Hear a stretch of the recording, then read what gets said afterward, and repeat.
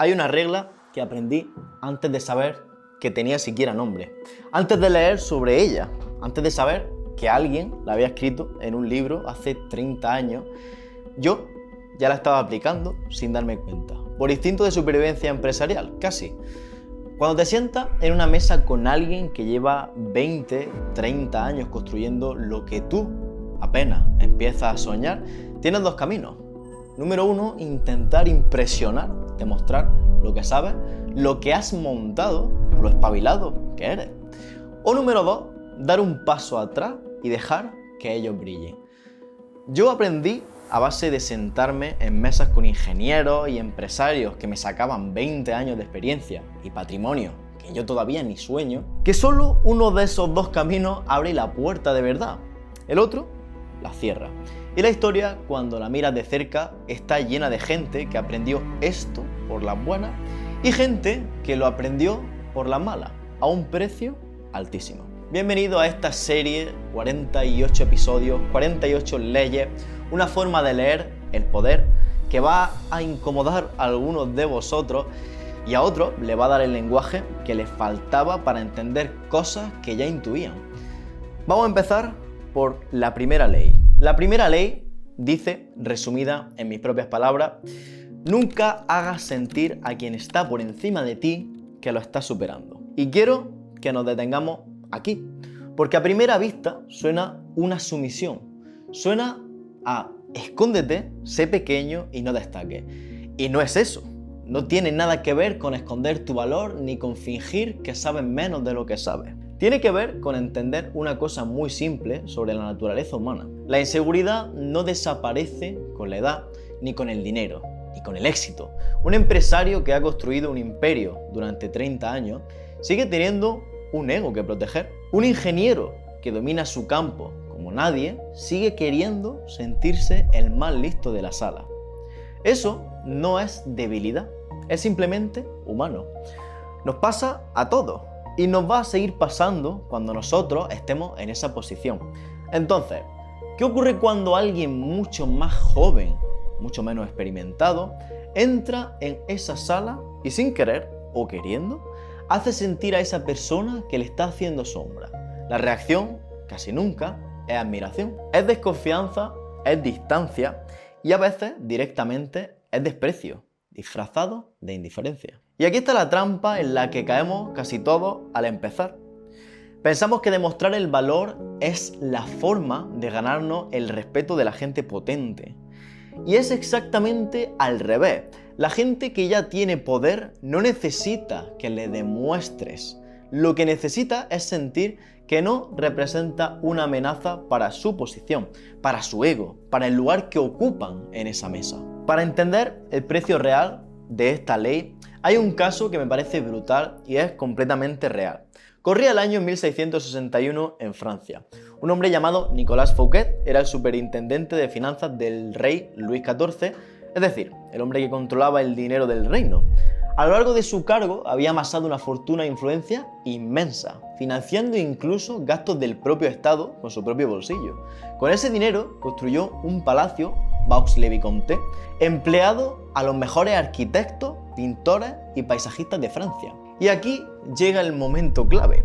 Fouquet organizó una fiesta para inaugurar su palacio e invitó al rey. Fue una fiesta que invitó a 6.000 personas con teatro escrito especialmente por Molière para la ocasión, fuegos artificiales y un banquete descomunal. Fouquet quería impresionar a su rey, quería demostrarle lealtad, admiración y grandeza.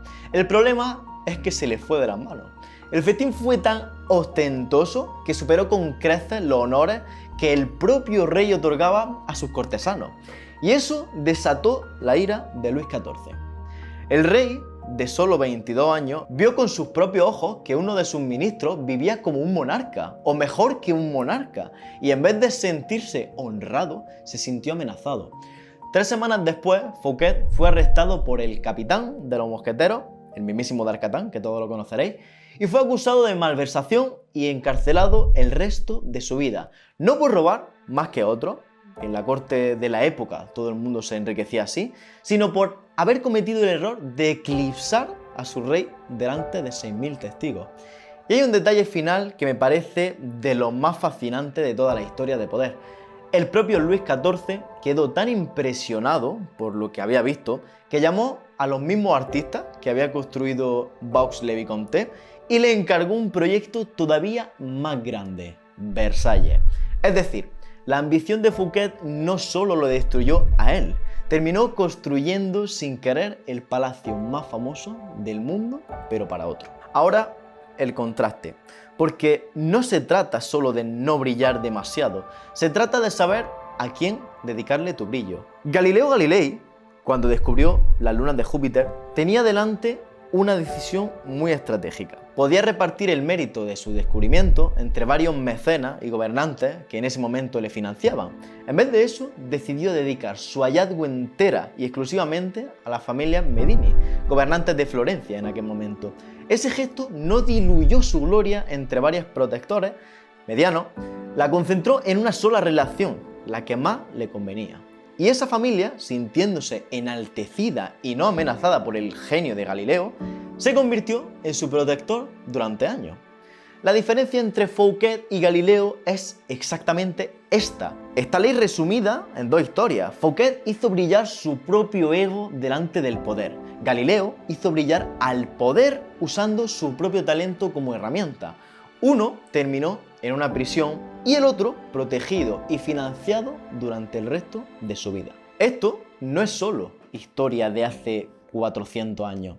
Yo lo he vivido en carne propia, en mesas mucho más modestas que un palacio francés, pero con la misma dinámica exacta. Me he sentado con gente muy potente, ingenieros, empresarios con negocios grandes de verdad, y en más de una ocasión, antes de esa reunión, sentía la tentación de venderme. Contar lo que había montado, lo que estaba construyendo, lo inteligente que había sido yo tomando tal o cual decisión, y frenaba esa tentación antes de entrar, porque entendía algo muy importante. Si entraba queriendo demostrar todo lo que yo valía, la lectura que iban a hacer de mí no iba a ser "qué chico tan capaz", iba a ser "mira este niñato que viene aquí a darnos lecciones".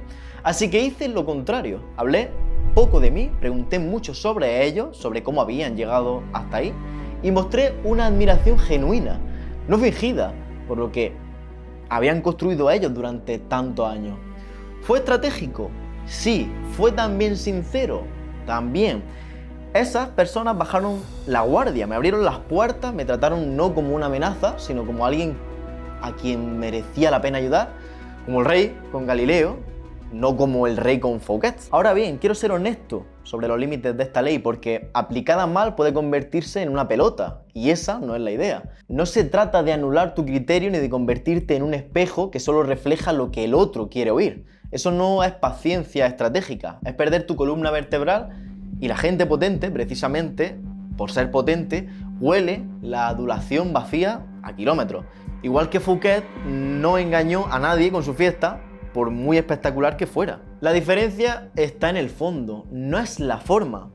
Puedes no eclipsar al maestro y aún así tener criterio propio, siempre que lo hagas desde el respeto y no desde la necesidad de demostrar que tú sabes más.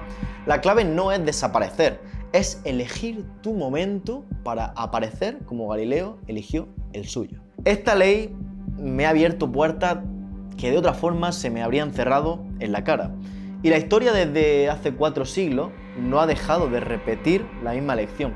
El poder perdona a quien lo eclipsa sin necesidad, pero recompensa generosamente a quien sabe hacerlo brillar. Pero el poder no es una sola ley aislada, es un sistema de fuerzas que a veces se contradicen entre sí. Y la segunda ley, que vamos a ver en el próximo episodio, habla de algo casi opuesto en espíritu. ¿Cuánto puedes confiar realmente en tu amigo? ¿Y qué papel juegan sus enemigos en todo esto? Ahí la cosa se complica y te vas a llevar alguna sorpresa. Nos vemos en el siguiente episodio.